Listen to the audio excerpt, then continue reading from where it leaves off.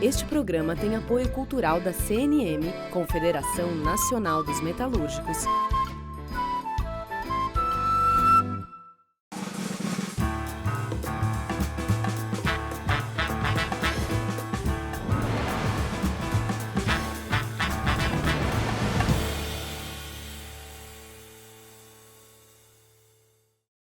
Está começando mais um Entrevistas, seguindo as determinações da Organização Mundial da Saúde, das autoridades sanitárias do Brasil, com a entrevistada no seu gabinete, com o entrevistador na sua casa. E hoje, uma entrevista que nos honra muito, porque quem nos recebe é a governadora do Rio Grande do Norte, Fátima Bezerra, a única mulher governadora neste momento no país. Verdade que o Rio Grande do Norte tem uma tradição de eleger mulheres governadoras. Anteriormente, elegeu duas. O Rio Grande do Norte também tem uma outra tradição. Foi o primeiro estado do Brasil onde houve o voto feminino, uma reivindicação de uma mulher, Celina Guimarães Viana, em 1926. Aí a primeira pergunta, governadora Fátima, agradecendo a sua gentileza em nos receber, é exatamente esta. O que tem a mulher potiguar que as outras mulheres do Brasil não têm? De fato, o Rio Grande do Norte tem um pioneirismo, né, na luta pela participação das mulheres na política. Além de Celina Guimarães, a primeira eleitora no Brasil, eu acrescentaria aqui também a Alzira Soriano, que foi a primeira mulher a exercer o cargo de prefeita na América Latina, e acrescentaria também que aqui é a terra de Nísia Floresta, né, que teve um papel muito importante também na luta em defesa das mulheres, especialmente, inclusive, no direito das mulheres no acesso à educação. Agora, Juca, por outro lado, veja bem, isso também demonstra ainda o quanto é lento, né, a participação das mulheres na política, mais do que isso, o quanto é lento ainda no nosso país a chamada igualdade de gênero, a chamada igualdade de oportunidades, né? Porque se de um lado, é verdade, a única mulher hoje a exercer um cargo de gestão a nível estadual é do Rio Grande do Norte, mas, ao mesmo tempo, isso mostra que nós temos apenas uma no contexto de 27 estados da federação, de forma que o que está posto para nós é avançar cada vez mais na luta pela igualdade de oportunidades para as mulheres, seja no campo da participação das mulheres na política, seja no campo, por exemplo, da autonomia econômica da vida das mulheres, sem contar o nosso imenso desafio, Juca, que é ainda vencer toda essa cultura aí do patriarcado, que traz esse machismo, que traz esse preconceito, que traz essa discriminação. Mas vamos lá. Pois é, mas eu queria ainda aprofundar um pouco essa questão. Se eu não tiver enganado, e se eu tiver, a senhora me corrige, com toda esta tradição de mulheres na política potiguar, a senhora é a primeira de extrato, digamos, popular. A senhora é a primeira que não vem da elite do Rio Grande do Norte. Estou certo ou estou errado? Certíssimo. Na verdade, eu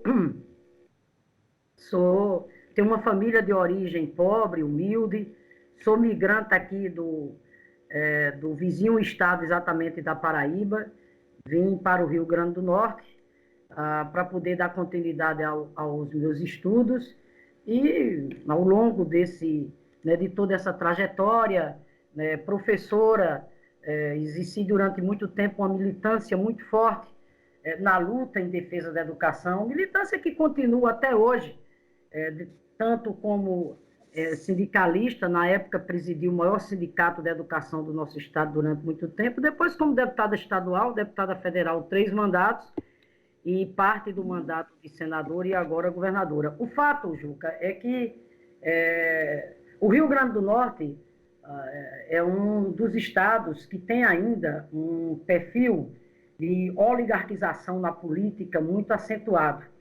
Tanto é que o Rio Grande do Norte foi o último estado, né, a fazer essa travessia de sair desses governos de perfil conservador, oligárquico, tradicional, para governos de perfil progressista. Foi o último estado. Se você olhar bem, os demais estados do Nordeste já tinham feito essa travessia, inclusive o último foi o Maranhão, com o governador Flávio Dino, que inclusive foi reeleito, e o Rio Grande do Norte só foi conseguir fazer essa travessia agora, exatamente em 2018, quebrando, portanto, um jejum de mais de 5 décadas de um estado até então governado, né, por aqueles que vêm da elite tradicional, com todo o perfil oligárquico. E eu coloco isso, antes de mais nada aqui, fazendo uma análise do ponto de vista histórico, né, social.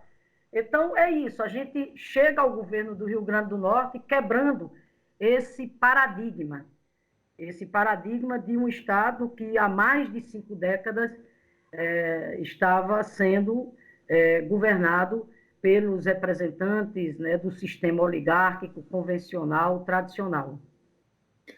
Muito bem. Diante disto tudo, e para falar hoje desta frente de governos do Nordeste, como está sendo para a senhora enfrentar a crise econômica, que já vinha, é sempre bom lembrar, não vamos justificar a crise econômica com a pandemia, porque a crise econômica já estava instalada, apesar das promessas que, tão logo houvesse o impeachment da presidenta Dilma, o Brasil floresceria, haveria um milagre econômico, que nós não vimos, mas juntando uma coisa a outra, a pandemia a esta crise, como é governar um estado com as carências do Rio Grande do Norte, governadora? Juca, como é governar, objetivamente, que se torna muito mais difícil, muito mais desafiador. Porque, como você mesmo mencionou, nós já tínhamos um quadro do ponto de vista nacional, além da instabilidade política, né, do governo federal que aí está, a própria postura do presidente, que depois a gente poderemos abordar sobre isso, mas o quadro do ponto de vista social, do ponto de vista da economia. A economia a passos de tartaruga, um crescimento amênico, como estava o crescimento da economia nossa, contrariando exatamente o que eles diziam, né? Porque uma das razões, inclusive, para cometerem, né, aquele assassinato do ponto de vista político, que foi tirar do poder uma mulher legitimamente eleita pelo povo, sem comprovação de crime de responsabilidade, e falo sobre isso com muita propriedade, porque lá estava exatamente na trincheira dos que lutaram de forma enfática e apaixonada em defesa da democracia. Mas um dos argumentos que utilizavam naquela época é que não tinha mais governabilidade, que o Brasil precisava crescer, que o Brasil precisava voltar à normalidade, e o que nós vimos depois, e o que nós estamos vendo é exatamente isso. Repito, a economia que já estava patinando, então é evidente que se some a isso uma crise do ponto de vista sanitário, talvez sem precedentes na história do Brasil e na história mundial, então o desafio é imenso. Você tem uma ideia, Juca? Aqui no Rio Grande do Norte, eu peguei o estado, né, mergulhado em uma das mais graves crises do ponto de vista fiscal, financeiro, orçamentário da sua história. Para você ter uma ideia, por exemplo, quando eu assumi o governo em janeiro de 2019, Há mais de 2 anos que os servidores públicos do meu estado não tinham sequer um calendário de pagamento. Eles não tinham sequer a previsibilidade de quando ia receber o seu salário. Você imagine. Meu Deus. De forma que eu encontrei o governo com 4 folhas em atraso, Juca. 4 folhas em atraso. Graças a Deus já quitei 2. E desde janeiro, graças a uma equipe muito competente que nós temos aqui, que nós acabamos com essa balbúrdia, que é não garantir ao servidor público aquilo que é constitucional. Afinal de contas, para quem trabalha, o mínimo que ele tem a exigir é receber o seu trabalho em dia. E nós demos todo o foco a isso e mostramos que era possível a gente ir organizando essas finanças, tanto é que desde janeiro de 2019 até o presente momento, nós acabamos com essa balbúrdia e os servidores públicos do Rio Grande do Norte recebem o salário religiosamente dentro do mês. E ainda quitei 2 folhas dessas 4 que estão em atraso. E com um detalhe, Juca, eu praticamente não recebi receitas extraordinárias, porque houve uma frustração. Aquela seção onerosa que era 450 bilhões, chegou aqui 145. Então, voltando ao que eu estava colocando, então, imagine, esse é o estado que eu peguei, mergulhado numa crise fiscal financeira orçamentário grave, com esse desrespeito aos servidores. O estado, para você ter uma ideia, Juca, em 2018, não cumpriu o mínimo constitucional na saúde. Meu Deus. Peguei um estado colapsado no campo da segurança pública, infelizmente, né, para desespero nosso, a gente figurava como o estado mais violento do Brasil até 2018. E graças ao nosso trabalho abnegado aqui, da nossa equipe, dos profissionais de segurança, dos agentes de segurança, hoje o Rio Grande do Norte está entre os 4 estados que mais reduziu os índices de violência. Inclusive o feminicídio, não é, governadora? Sim, estamos diminuindo, graças a Deus.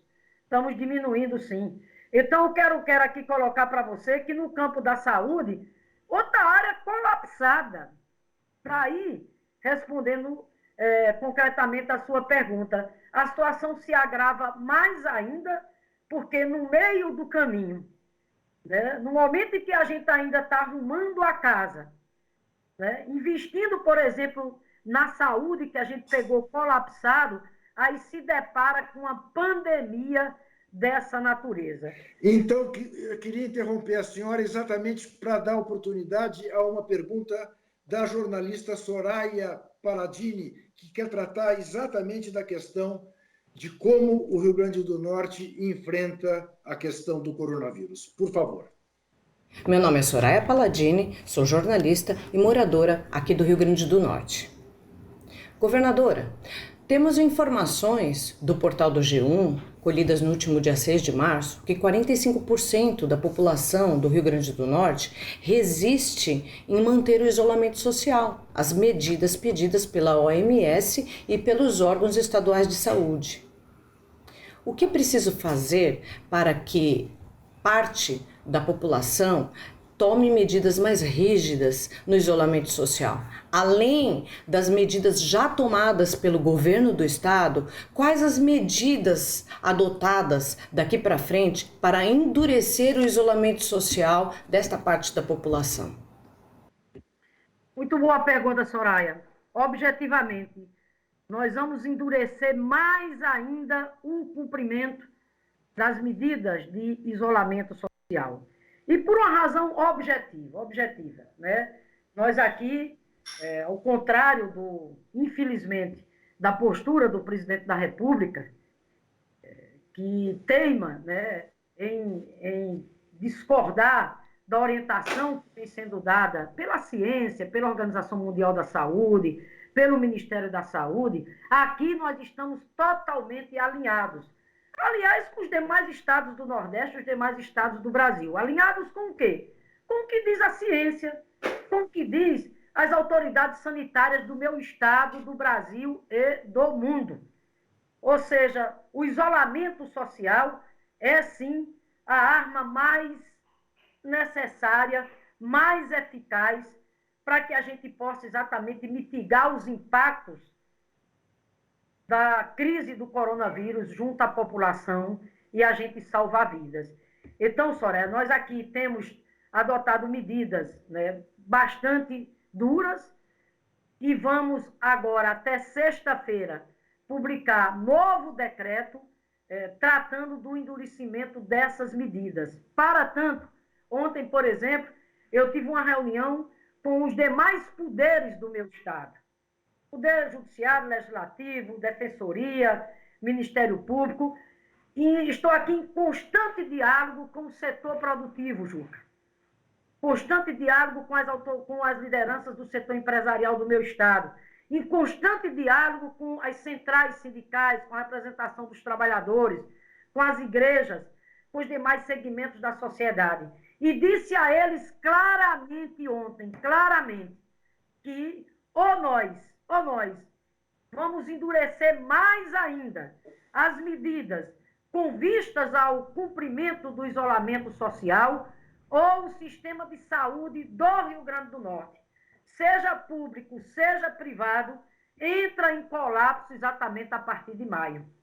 Nós temos aqui um comitê técnico-científico, que evidentemente que com a sua competência, com a sua expertise, é quem tem nos orientado, associado ao comitê científico também, que foi já instalado a nível do Consórcio Nordeste, e essa semana eles fizeram exatamente uma projeção que foi divulgado ontem, onde mostra a gravidade do quadro, mostrando que se nós não aumentarmos esse índice de isolamento social, de distanciamento social, nós poderemos chegar a um verdadeiro colapso agora no início de maio.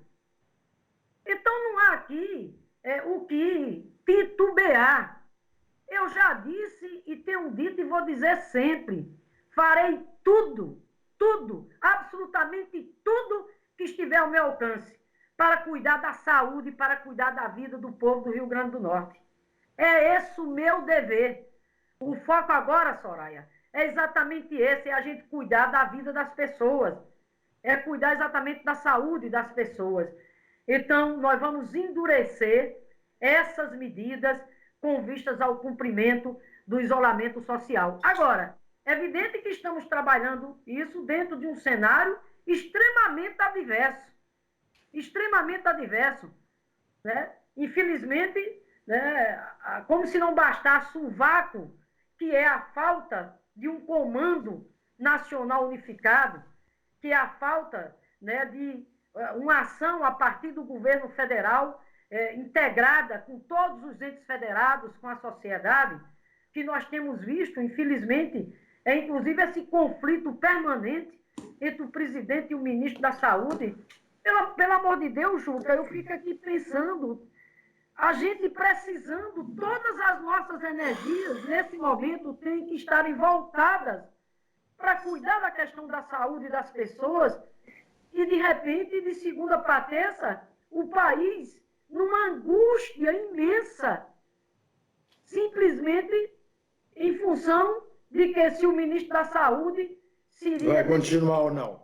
Minha Nossa Senhora. Então, diante desse contexto, Juca, é por isso que quero aqui colocar para vocês, né, toda a nossa iniciativa, primeiro, a articulação dos governadores do Nordeste, em aliança com os governadores do Brasil, e é importante aqui, eu quero ressaltar, independente de diferenças partidárias ou ideológicas, os governadores estão com posições muito importantes. Eu quero tratar desse tema com a senhora no próximo bloco. Eu vou precisar fazer um rápido intervalo e nós vamos voltar para o segundo bloco com uma intervenção de um conterrâneo seu. Até já.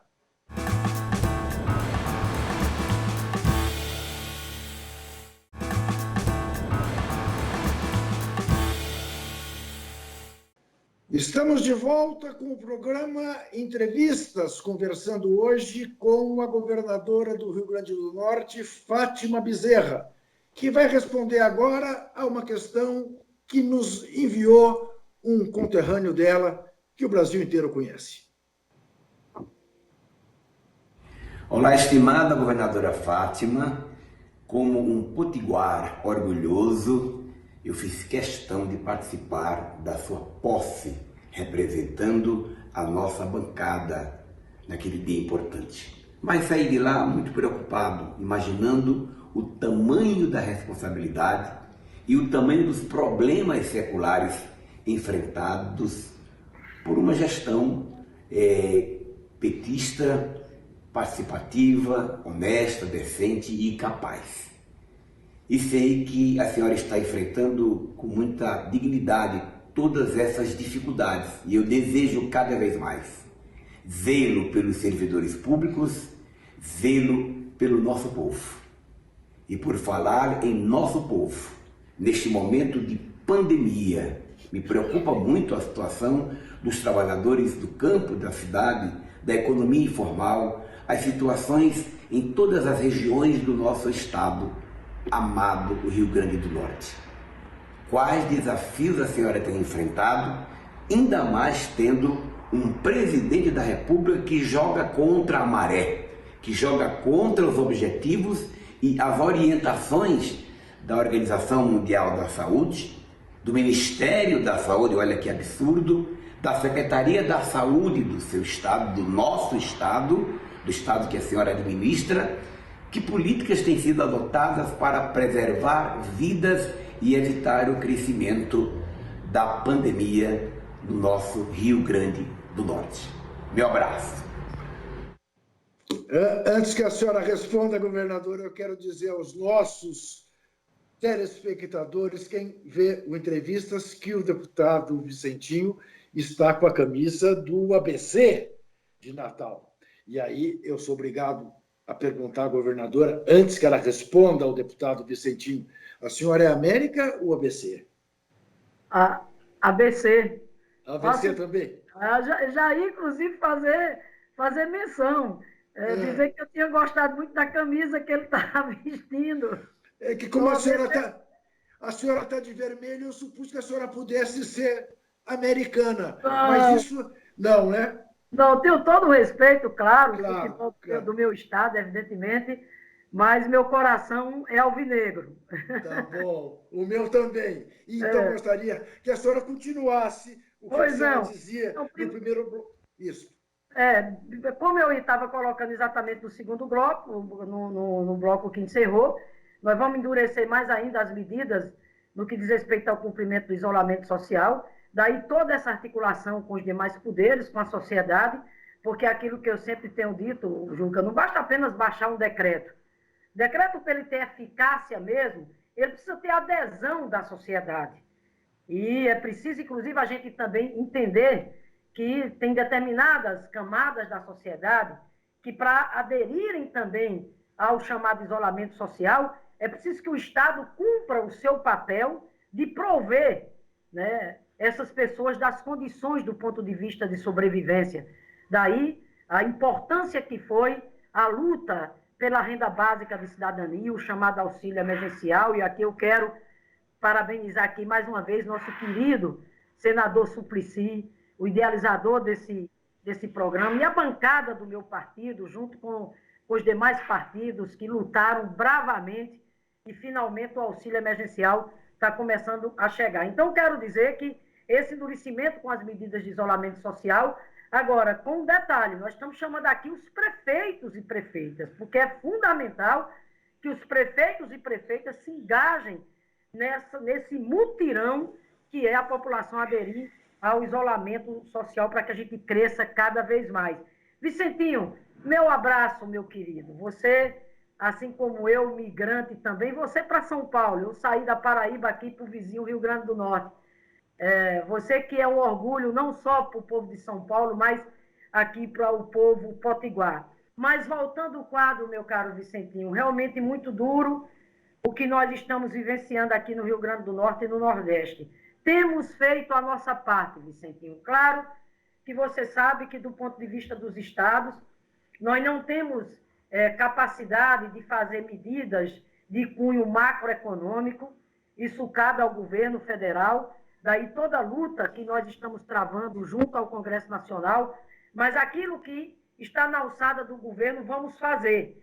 Por exemplo, você falou dos trabalhadores e trabalhadoras do campo. O que é que nós estamos fazendo nesse momento? Nós criamos aqui, Juca, aprovamos e já é lei, um projeto chamado Compra Estadual um programa da agricultura, compra estadual, um programa estadual de compras governamentais. Melhor explicando, como é que isso se dá? Se dá da seguinte maneira, que no mínimo 30% de todas as compras que o governo faz, seja para merenda, para o sistema prisional, para hospitais, etc., tem que ser oriundo da agricultura familiar e da economia solidária. Isso como uma forma objetiva da gente incrementar, né, do apoio a esse setor tão importante que é a agricultura familiar, responsável, né, por mais de 70% da alimentação que chega na nossa mesa, inclusive a alimentação saudável. Então, nesse momento, Vicentinho, o que é que nós estamos fazendo? Em cooperação com o Banco Mundial, através de um programa que nós temos aqui, que é o RN Cidadão, nós estamos colocando exatamente mais recursos para aumentar esse número de compras feitas pelo governo junto à agricultura familiar e à economia solidária, exatamente para ajudar na sobrevivência dessas pessoas. Outra coisa também, Vicentinho, que nós estamos fazendo aqui, as famílias, para a população de rua, os refugiados, também para a população de baixa renda. Nós temos uma rede aqui de mais de 30 restaurantes populares, e esses restaurantes populares estão garantindo a alimentação sem custo exatamente para esses segmentos. E, ao mesmo tempo, né, mantendo, de acordo com as normas de higienização necessárias em função da pandemia do Covid, mantendo exatamente a oferta dessas refeições sob o sistema de quentinhas a um preço exatamente de R$1.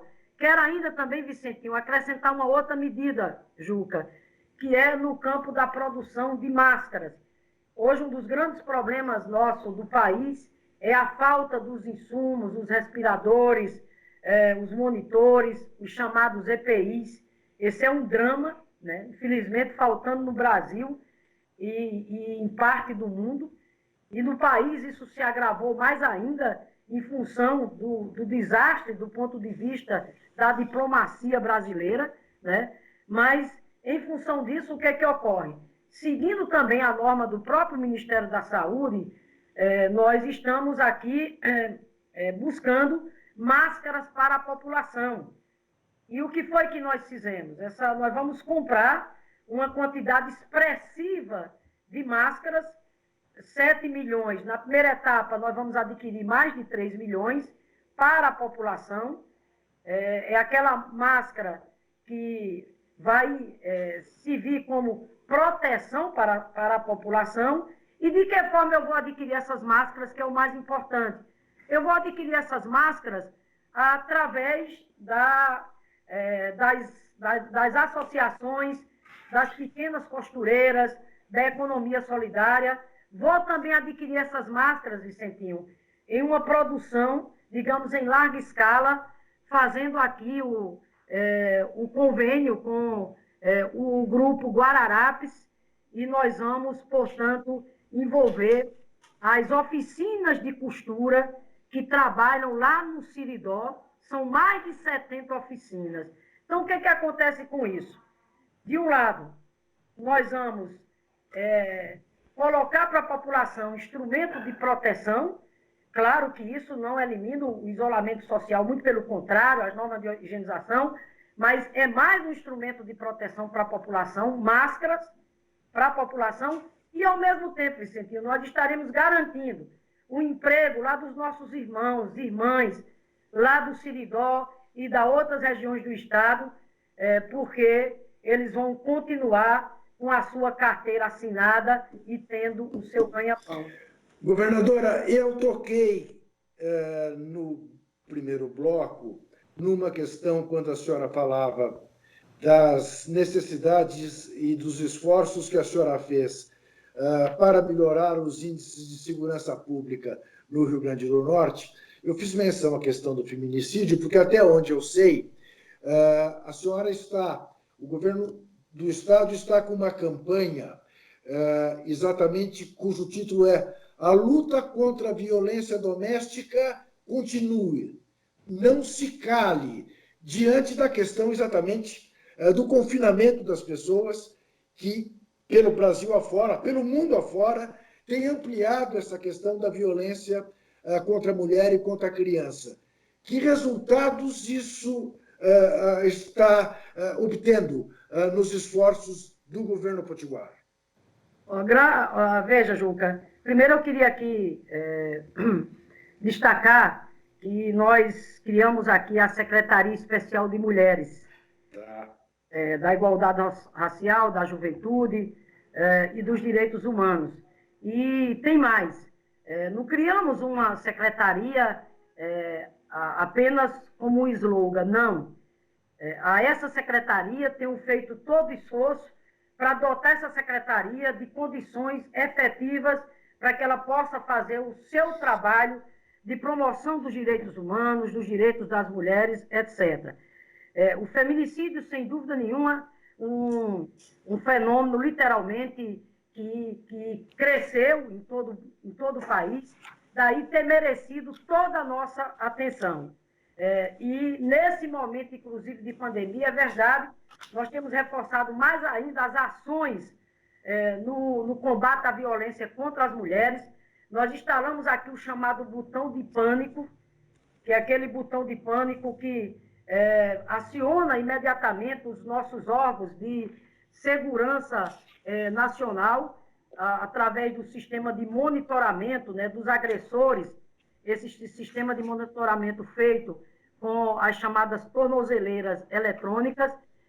Associada a isso, Juca, nós criamos aqui também, no Rio Grande do Norte, um plantão 24 horas para as delegacias de atendimento especializado às mulheres vítimas de violência.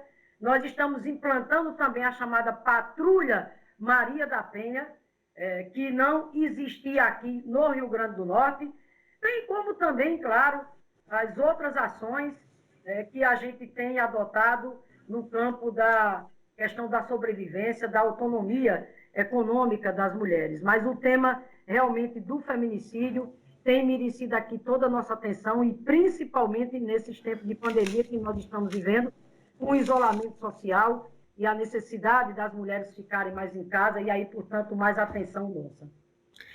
Eu queria que a senhora tocasse e explicasse para quem nos vê como a oposição que é feita à senhora aí é capaz de cometer as coisas mais odientas. Por exemplo, como a fabricação de uma foto de uma reunião da senhora em que se tentou vender a ideia de que era uma cerimônia de voodoo em relação ao presidente da República.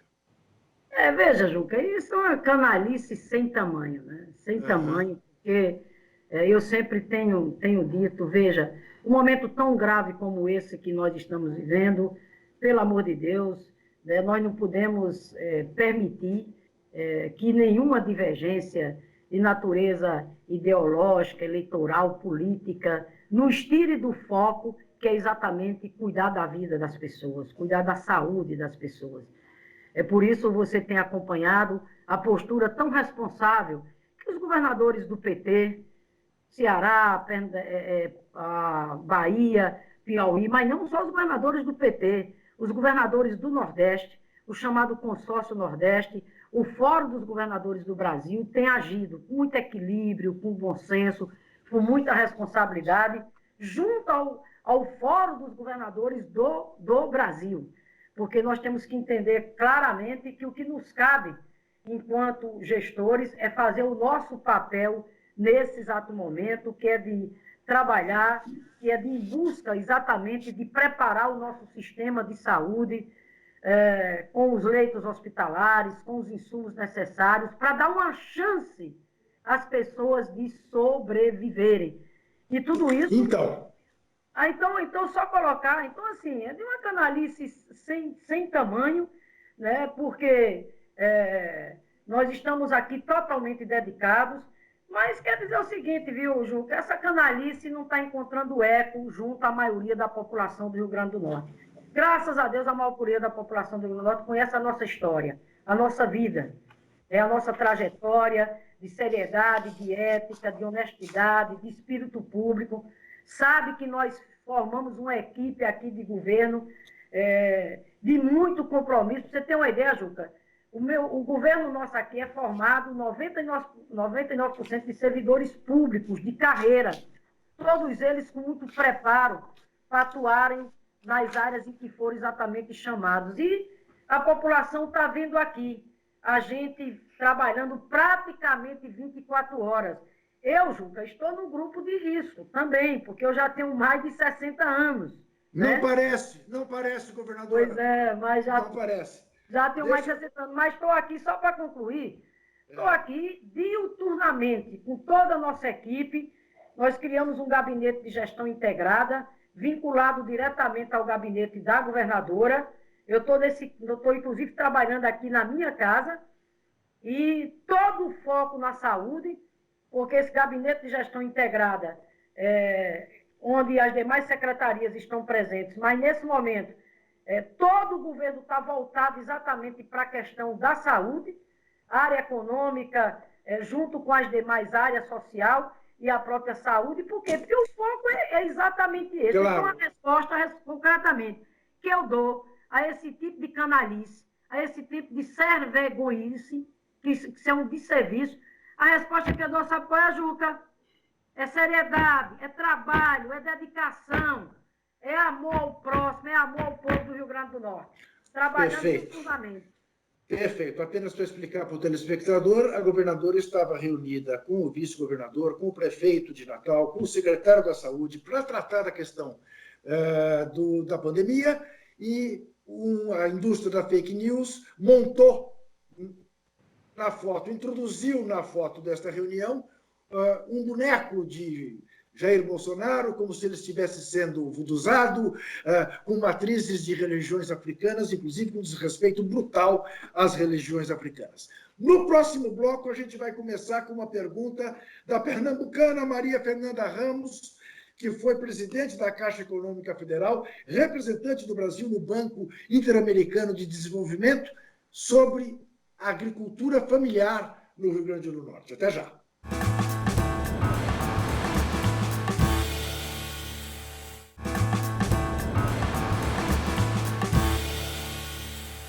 Estamos de volta com o programa Entrevistas, conversando hoje com a governadora do Rio Grande do Norte, Fátima Bezerra, a única mulher governadora em 27 estados deste país.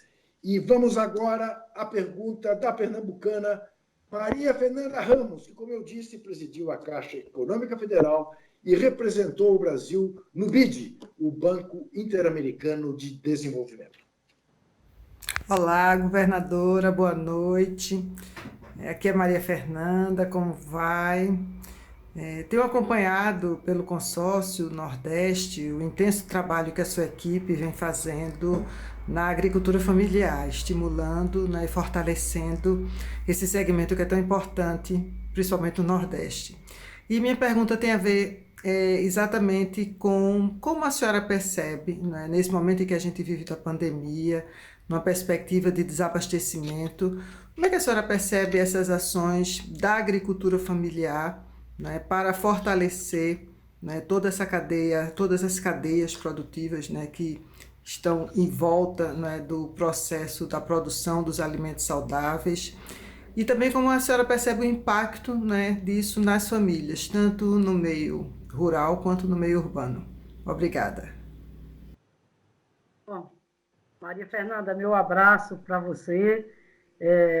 Olha, de muita importância, Maria Fernanda, considerando exatamente o perfil que nós temos no Brasil, especialmente aqui no Nordeste.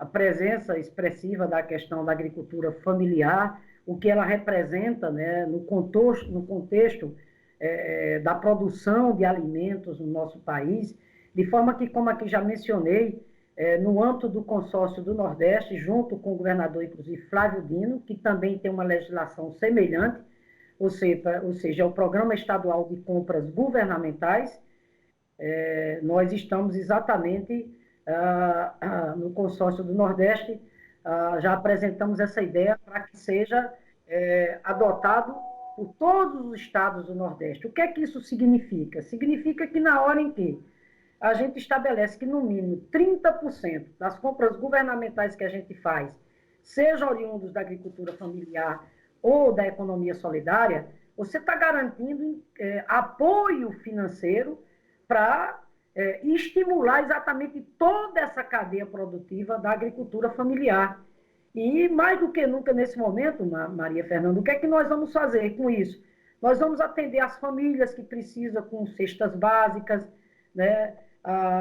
Associando aqui também a questão exatamente do programa do leite, a própria questão da merenda escolar, que, infelizmente, o Congresso Nacional aprovou o projeto de lei para permitir que os recursos oriundos do PENAI pudessem ser destinados para os estados e municípios, mas só agora o governo federal veio exatamente regulamentar. Mas, concretamente, é isso, como é uma atividade muito, muito importante. Primeiro, repito, apoio ao homem do campo, né? Apoio aos produtores, aos agricultores, agricultoras, e pelo que isso representa do ponto de vista da produção de alimentos, da aquisição de alimentos saudáveis. Aqui a gente, inclusive, né, tem dialogado aqui, claro, com as entidades representativas da agricultura familiar, dos trabalhadores e trabalhadoras, seja a FETRAF, a FETARNE, o MST, para que a gente possa avançar cada vez mais. Governadora, deixa eu dar em dados concretos a quem nos vê o que é o porte do consórcio Nordeste. 9 estados, 57 milhões de habitantes, 18% do território nacional e crescimento estimado de 3,5% ao ano, bem acima do PIBinho do governo federal, isso, evidentemente, antes da pandemia. Eu pergunto à senhora, além das oportunidades de negócio que cada região do Nordeste significa, o consórcio do Nordeste é uma garantia de uma frente democrática como obstáculo a qualquer tentativa arbitrária que eventualmente passe pela cabeça de quem quer que seja? Juca, primeiro eu diria para você que essa criação do consórcio Nordeste foi uma das coisas mais importantes que aconteceu nesse atual período. E digo isso porque, levando em consideração principalmente a diversidade da conjuntura que nós vivemos a nível nacional, uma conjuntura tão adversa, né? Um governo, infelizmente, né, com perfil autoritário que tem, um governo que, portanto, né, não tem um diálogo com a sociedade, em um contexto onde, inclusive, os indicadores do ponto de vista social se agravaram cada vez mais, a desigualdade social que cresceu, etc. e tal. Então, Juca, mais do que nunca, uma iniciativa como essa, Consórcio Nordeste, ganha importância. O Consórcio Nordeste, como você bem frisou, primeiro ele fala realmente de uma região muito expressiva. É um mercado de mais de 50 milhões de consumidores, né? É a terceira região em matéria, por exemplo, de extensão territorial, né? Então, o consórcio ele tem que ser entendido de duas formas. Primeiro, como uma ferramenta de gestão. E como ferramenta de gestão, ele tem um papel muito importante. Está agora mesmo na crise a demonstração do que eu estou aqui falando, que é como a gente compartilhar as ações em comuns para enfrentar os problemas em comuns que nós temos. Nesse momento agora, de toda essa crise dos insumos na área da saúde, o Consórcio Nordeste está contribuindo bastante do ponto de vista de fazer o sistema de compras em conjunto, etc. e etc. As iniciativas, por exemplo, de ações exitosas que a gente tem nos nossos estados, partilhar essas experiências com os demais estados e, portanto, isso ser replicado para a região como um todo, guardado as especificidades de cada um. Então, assim, consórcio, ferramenta de gestão, né? Para trazer otimização, racionalidade e, portanto, eficácia na nossa ação enquanto gestão. Mas, ao mesmo tempo, ele tem uma outra dimensão muito importante, que é o fórum, que é o caráter político dele. E é exatamente nesse fórum onde os governadores se manifestam do ponto de vista de ações que visam o fortalecimento da região, a cooperação de forma territorial, e tudo isso pautado nos princípios para nós que são sagrados, que é a defesa da democracia, né, que é a defesa, né, da justiça, da solidariedade, que é a defesa da promoção dos direitos humanos, que é a defesa, né, do nosso povo viver em liberdade e com dignidade. Governadora, a senhora tem formação em pedagogia. Eu imagino a importância que a senhora dê à questão da educação no Rio Grande do Norte. Mas estamos aí diante dessa situação de isolamento social, com ensino à distância, com dificuldade de distribuição de merenda. Como enfrentar este problema neste momento e como projetar que prejuízos, eventualmente, a criançada, os estudantes enfrentarão em função deste momento especial em que se faz a educação no Brasil? Um momento também muito doloroso nessa área, né, Juca? Afinal de contas, a educação não é uma política qualquer. Ela é uma política de caráter estruturante. Eu costumo dizer que a educação é um dos direitos mais importantes, mais imprescindível para a chamada conquista da cidadania. Veja, como se não bastasse as dificuldades que nós já enfrentávamos nessa área, afinal de contas, às vésperas de terminar a vigência da mais importante política de financiamento já instituída no Brasil, voltada para a educação básica, que é o Fundeb, a vigência está terminando, Juca. Isso. E até esse presente momento, nós não temos um novo Fundeb. E eu falo do Fundeb com muita propriedade, porque tive a alegria de, na época, entre um colégio de 513 parlamentares, ter sido a relatora da medida provisória que instituiu o Fundeb.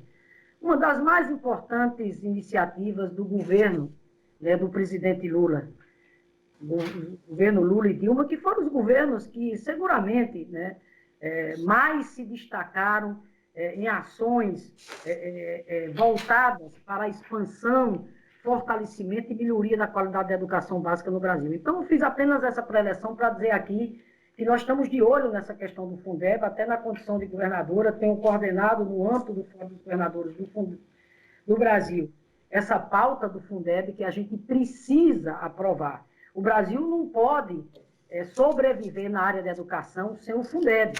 E o Fundeb é o que garante, né, o direito à educação de mais de 40 milhões entre crianças, jovens e adultos que formam a rede de educação básica em todo o país, seja nos municípios, seja no estado.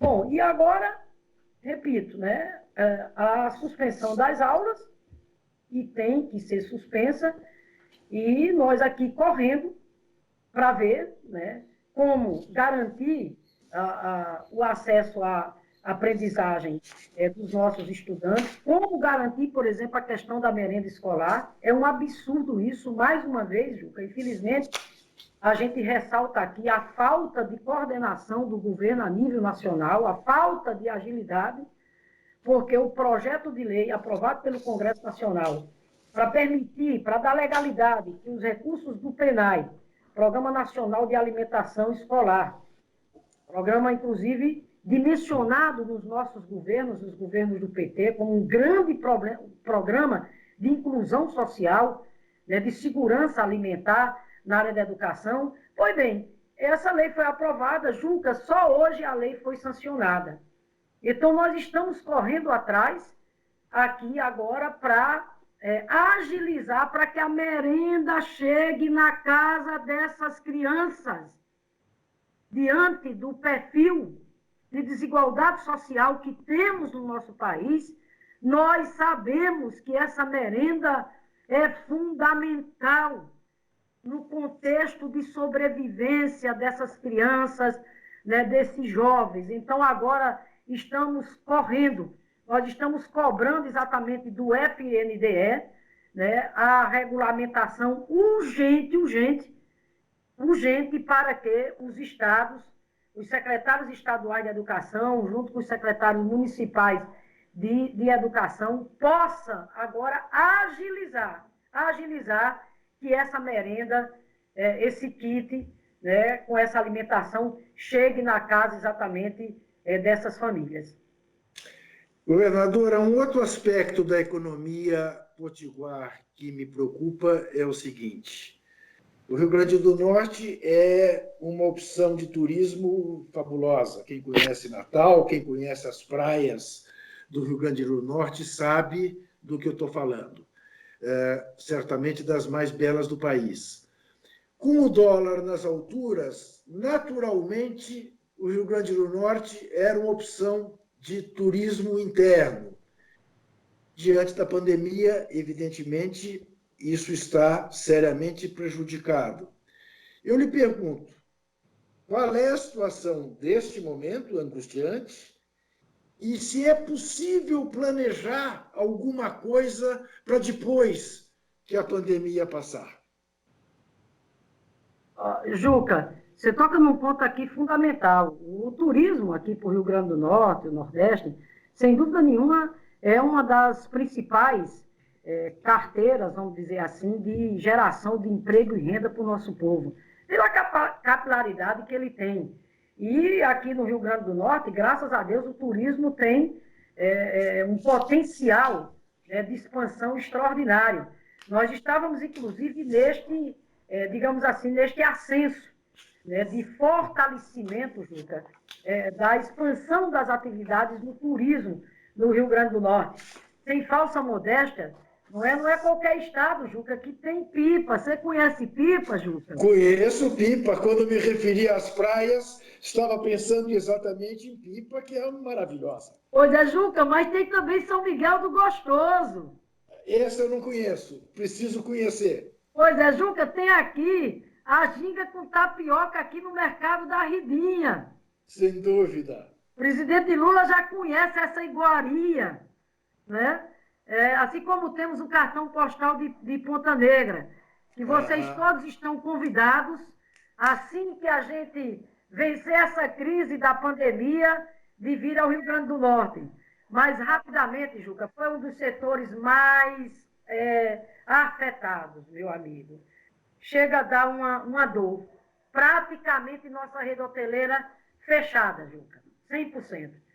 E aí você imagine, né, as consequências disso para o ambulante, para o vendedor de rua, que nesse momento, por exemplo, hoje aqui em Natal está fazendo um sol lindo, Juca. E além do mais, com esse luar belíssimo, imagina, essas pessoas estavam todos aí nas areias das nossas praias, tirando o seu sustento, e simplesmente isso tudo parado, e tem que estar parado em função exatamente da pandemia. Mas o que eu quero dizer aqui claramente para você, que nós não estamos esperando a crise passar, não, Juca, já estamos agindo. Primeiro cobrando do governo federal, repito, que é quem tem condições de fazer políticas macroeconômicas, aquelas linhas de financiamento para micro, pequena, média empresa, para garantir o salário desses trabalhadores, liberando financiamento exatamente para as empresas com esse perfil, mas também estamos fazendo a nossa parte, Juca. Aqui, nós somos o primeiro estado a defender junto ao CONFAS, porque isso era uma medida que dependia do Conselho Nacional de Secretarias de Fazenda, e os governadores do Nordeste, nós nos somamos, isso foi aprovado essa semana, e conseguimos postergar por 3 meses o pagamento do Simples para as micro e pequenas empresas. Isso é fundamental, né, Juca? Porque, afinal de contas, são elas quem sustentam, né, a maior parte dos nossos empregos. No campo do turismo, que é que nós estamos fazendo aqui agora? Também, além dessas linhas de financiamento que nós estamos cobrando junto ao BNDES, à Caixa Econômica, ao Banco do Nordeste, nós estamos aqui também, já via a nossa agência de fomento, que é a AGN, nós estamos com uma linha de crédito exclusiva com condições especiais para o setor turístico, que contemple tanto os informais e os microempreendedores individuais. Nós vamos aumentar o prazo de carência, né, portanto, fazendo exatamente aqui a nossa parte, através da nossa agência de fomento. Todo o dinheirinho que tem nessa agência de fomento, Juca, nós estamos colocando exatamente aqui para os setores informais, para os microempreendedores, por exemplo, nesse momento para os bugueiros, para os ambulantes, ou seja, é o Estado Perfeito. também fazendo a sua parte. Governadora Fátima Bezerra, eu lhe agradeço muitíssimo ter dedicado o seu tempo neste momento tão difícil a receber a TVT, a nos conceder essa entrevista. Muito boa sorte para a senhora. Estamos aqui sempre juntos e solidários na luta dos democratas nesse país. Muito obrigado, governadora. Juca, muito obrigado, viu? Quero aqui também dizer do respeito, da admiração que tenho por você, por sua história. E rapidamente deixar uma mensagem aqui de esperança e de confiança ao povo do Rio Grande do Norte e ao povo do Brasil. Estamos aqui trabalhando, Juca, para garantir, né, que a população do Rio Grande do Norte tenha a chance, está entendendo, de se cuidar, de cuidar da sua saúde. Portanto, todas as medidas no campo sanitário, com a expansão de leitos, de UTI, correndo atrás, né, pelos instrumentos de proteção de trabalho dos profissionais, ao mesmo tempo olhando, sim, para a economia, com o olhar voltado principalmente para os mais humildes, para aqueles que mais precisam da ação protetora exatamente do Estado. E a minha, portanto, aqui, confiança de que nós vamos superar essa crise. Nós vamos, se Deus quiser, superar exatamente esses tempos difíceis. E aquilo sempre que eu tenho dito, Juca, mais do que nunca, é um momento de muita solidariedade, de parceria, é um momento de muita cooperação, é um momento, sim, de cobrar do governo federal que ele faça o seu papel, que ele agilize, que faça com que essas medidas anunciadas cheguem aos estados, cheguem aos municípios, para que a gente tenha condições de cuidar da vida do nosso povo e cuidar também da sobrevivência da nossa população e vencer esses tempos difíceis. Juca, olha, aqui o slogan é o seguinte: vamos juntos ficar em casa, viu, Juca? É isso, fique em casa. Fica em casa. Não se esqueça que quinta-feira que vem, 10 horas da noite, teremos um novo entrevistas, como toda quinta-feira, às 10 horas, no YouTube a qualquer hora. E sempre lembrando, governadora, sempre lembrando, amigos da TVT, desesperar jamais.